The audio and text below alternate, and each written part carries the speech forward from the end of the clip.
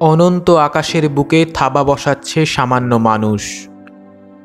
গহন অন্ধকারের সাম্রাজ্যে হানা দিচ্ছে কৃত্রিম উপগ্রহ। চন্দ্রযান উড়ে যাচ্ছে ব্রহ্মাণ্ডের রহস্যকুণ্ডলীর ভিতর মানুষের দূত হয়ে।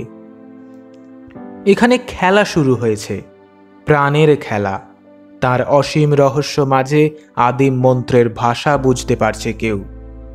ভারতীয় উপমহাদেশের পতাকা নিয়ে চাঁদের বুকে মিলিয়ে যাচ্ছে এক খণ্ড ভারতবর্ষ। বাড়ির সবটা তন্ন তন্ন করে খুঁজেও এর চেয়ে বেশি কিছু বেরোলো না। দুই সরকারি আধিকারিকের দু হাতে কয়েক জোড়া প্যান্ট, যার মধ্যে দুজোড়া ইসরো ও ডিআরডিওর ইউনিফর্ম, 16টা ডক্টরেট পেপার, 3টে পদক, সামান্য পদ্মশ্রী, পদ্মভূষণ, ভারতরত্ন, আর 2500 বই। ব্যাস। বিশ্বের বৃহত্তম গণতন্ত্রের সর্বোচ্চ আসনে এতগুলো বছর আসীন হয়েও মাত্র এই সম্পত্তি। এসব ভাবতে ভাবতেই কেউ খেয়াল করেনি বাইরে প্রেস মিডিয়ার ভিড় বেড়ে গেছে। মাথার ওপর ঘড় ঘড় করে চলছে একটা পাখা। সময়ের নিস্তব্ধতা ভাঙছে কেউ। এই কাঠের চেয়ারটায় বসেছিলেন তিনি কিছুক্ষণ আগেও। 40টা আন্তর্জাতিক বিশ্ববিদ্যালয়ের ডক্টরেট সম্মান নিয়ে মার্কিন মুলুকে ভারতের প্রতিনিধি হয়ে মঞ্চে উঠল ছেলেটা।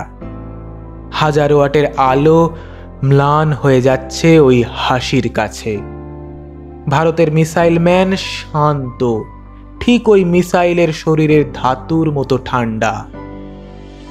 প্রশ্ন উত্তরের খেলায় ফেলিওরের প্রসঙ্গে বললেন, পরাজয় বলে কিছু হয় না, হয় তুমি জিতবে নয় তুমি শিখবে। হাততালিতে ফেটে পড়ল auditorium.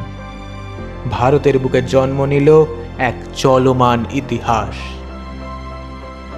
The lives of great men remind us we can make our lives sublime and departing leave behind us footprints on the sands of time. ওয়ার্ডসওয়ার্থের স্বপ্নের এক সওদাগর পেল ভারত। হিংসা, হানাহানি, স্বার্থের পৃথিবীতে কোথাও ফুটল নয়নতারা ফুল, যে ফাটলের সামান্য ছায়া থেকে মাথা তুলে রঙিন করে দিল দেওয়াল, রঙিন করল ভারতের ইতিহাস। যে সামান্য ডিঙি মালিকের ছেলেটাকে আকাশ দেখার স্বপ্ন তাড়িয়ে বেড়াতো, সে একদিন সারা দেশকে দিয়ে গেল আকাশ দেখার স্পর্ধা। তৃতীয় বিশ্বের দেশকে দিয়ে গেল সঞ্জীবনী সুধা, যা মার্কিন, চীনা, রাশিয়ানদের পাশে উড়িয়ে দিল গর্বের তেরঙা।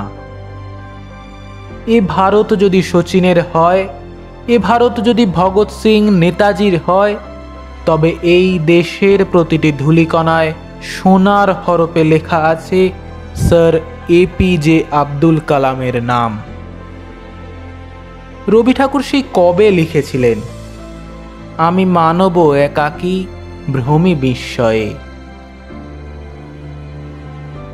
ঠিক এখান থেকেই সেই অনন্ত ব্রহ্মের রহস্য ভেদে কলম নিয়ে বসে পড়েন কালাম। তার ক্লাসে এসে হাজির হয় ভারতের হাজার হাজার ভবিষ্যৎ প্রজন্ম।